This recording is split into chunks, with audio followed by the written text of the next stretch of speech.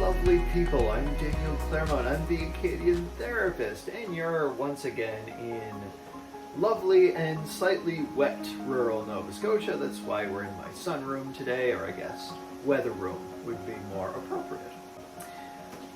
I had a recent discussion with someone on TikTok. On their live, they identified as a life coach, and they talked a bit about the difference between life coaches and therapists. The way that they described it was therapists go exploring the past and exploring for deeper issues, whereas life coaches focus just on here and now. What are some strategies that you can put in place to be more productive, get more things accomplished?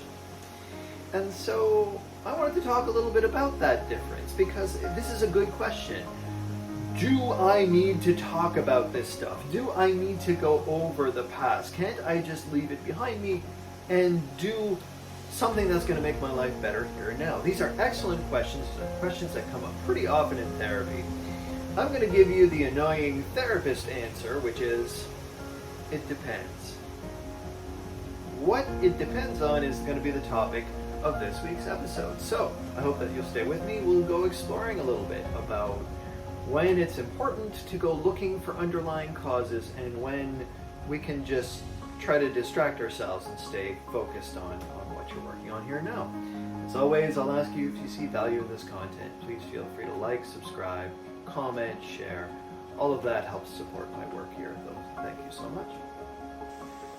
So to help frame our discussion, I'm going to use a specific example of a problem that somebody might want to work on. So let's say losing weight. Okay, that's a pretty common one that people have. Of course, some people want to gain weight or they want to increase muscle tone, but I'm just going to talk about weight loss specifically. So a simple strategy might be eat less unhealthy things, exercise more. I think that one's not too controversial. Now, of course, there are multiple factors that lead to weight gain. There's some that are biologically based, but we're going to get to it. So let's say you decide to just cut out some unhealthy foods and exercise more. Fair enough, straightforward plan. So you come up with this plan, you pick something that's easy enough to cut out. So let's say you're eating a whole pizza in a sitting. Okay, so you decide you're going to cut down to half a pizza. That's in line with the harm reduction approach that we talked about last time. Excellent, so you decide that's what you're going to do. You're going to cut that down to half. Maybe you're able to pull that off the first time and you just feel amazing victory, and that's wonderful, but at some point that's going to get annoying. So you're going to get what I would call a tantrum, because it certainly feels that way. The way that I tend to frame it is you're being pushed out of your window of tolerance, so you're having an emotional reaction. So maybe there's annoyance, maybe that's that agitation, that irritation, like, dang it, I've had a hard day, I deserve the food that I want. Okay. Perhaps you just forget. It's just like, I'm too tired, or yeah, I totally forgot, I spaced out. So in order, that's irritation, that's hyperarousal, that procrastination, that avoidance, that sort of I'm too tired, that's hypoarousal, that's a shutdown. So you're having a normal defensive reaction. So you're getting resistance. Now, what is that resistance coming from? Well, there might be a very good biological reason. So maybe if you haven't had anything else to eat all day, you're starving, and so you need to have more of that food. Maybe you're dehydrated. Maybe you actually need a little bit more water, and so if you drink more water, the hunger reflex drops down, right? There may be a social influence. So if, let's say, you and your partner, or you and your family, pizza represents togetherness. It represents that community time. Well, by sacrificing the pizza, you're sacrificing connection with the people that you love. And so all of these things might light your brain up with its defensive reflexes, telling you to stop doing the new plan, which is, again, cutting down on pizza. So there might be some very good reasons there that you need to negotiate to figure out. So maybe you need to have a conversation with your partner Maybe you need to eat more regularly during the day. Maybe you need to have more water, to be more hydrated to reduce that hunger reflex so that you don't need as much pizza. So, fair enough, all those are strategies you can do here and now. There's no need for this deeper kind of work. However, let's say pizza is linked to something in the past. So let's say when you were a kid, let's say you were a latchkey kid. So pizza was something that, you would come home, there was no parent, there was no adult that was available. Again, we're not blaming adults for needing to work to support the family, but there was nobody home, so you felt sad or you felt lonely or you were tired at the end of school. And so popping a pizza into the oven was something that you were able to do, or into the microwave, right? So those flavors and that feeling of having pizza in your mouth, in your stomach, the textures, the taste, everything, maybe that's linked to soothing yourself or nurturing yourself. Maybe it's linked to a feeling of independence. Well, there's a lot that you couldn't control. You couldn't control whether anybody beat you up at school or whether anybody harassed you at school. But hey, you could look forward to pizza. You knew how to make pizza. And so it would meet an emotional need when you were younger. And so sometimes the pizza in the present is meant to address that trigger, that influence from the past. So this might be something that could be beneficial to talk to somebody else about. Obviously, I'm a therapist. I'm going to be biased about that, right? So I'm going to say, yeah, work with somebody is probably something worth considering, at least. So to be able to talk to somebody else about those underlying emotional needs, if there was the bullying at school, if there was the feeling of loneliness, if there's a feeling of alienation from your parents that you had as a kid, even just the feeling that there was too much on your shoulders.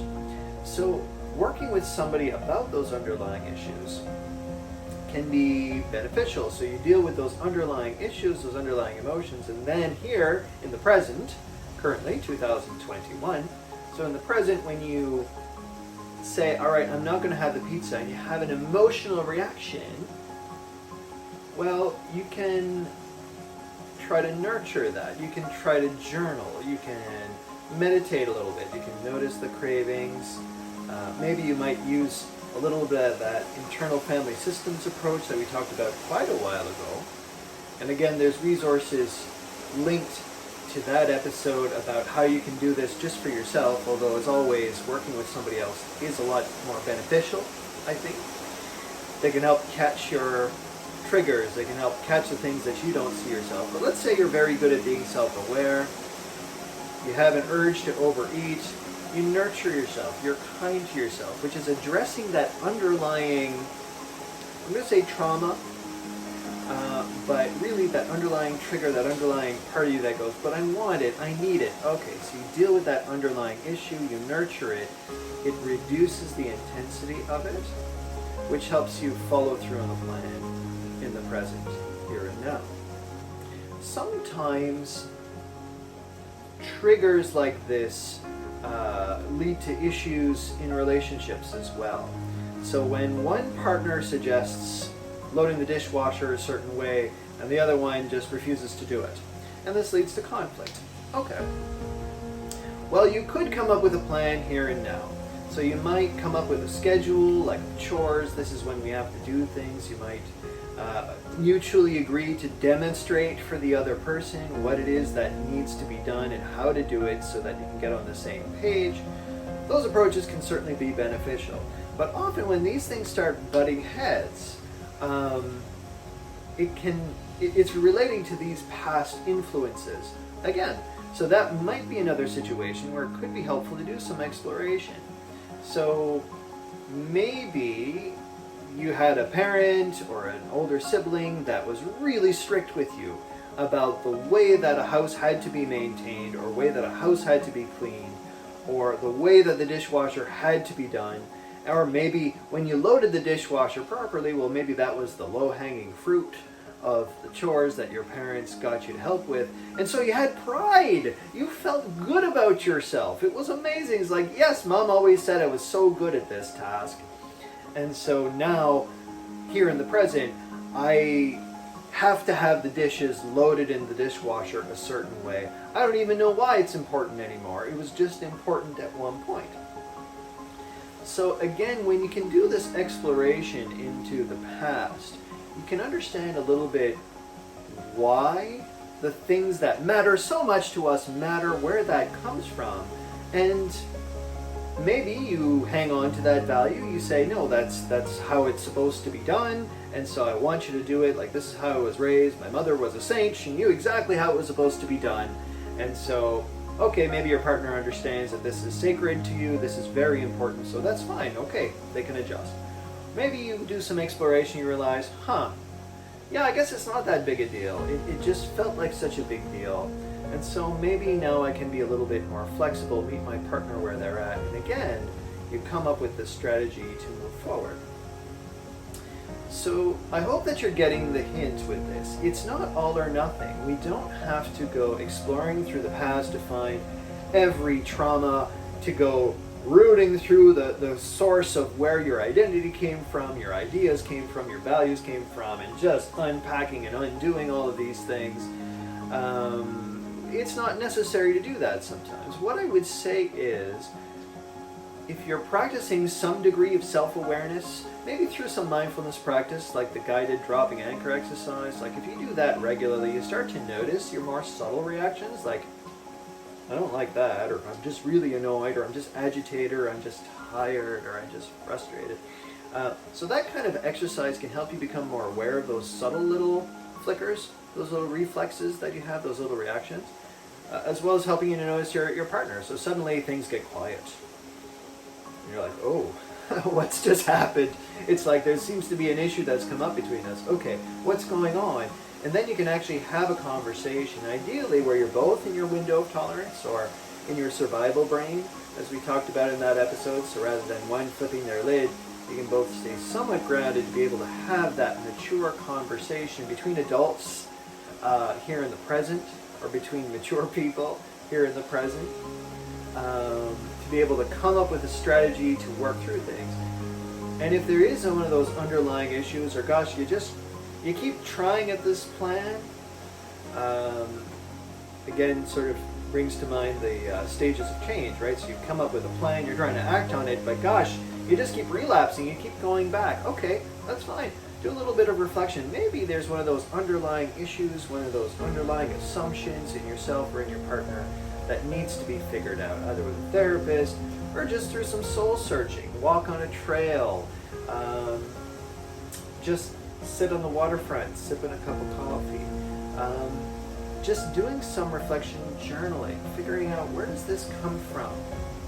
Maybe one of those internal family systems meditations, you figure out, where does this come from?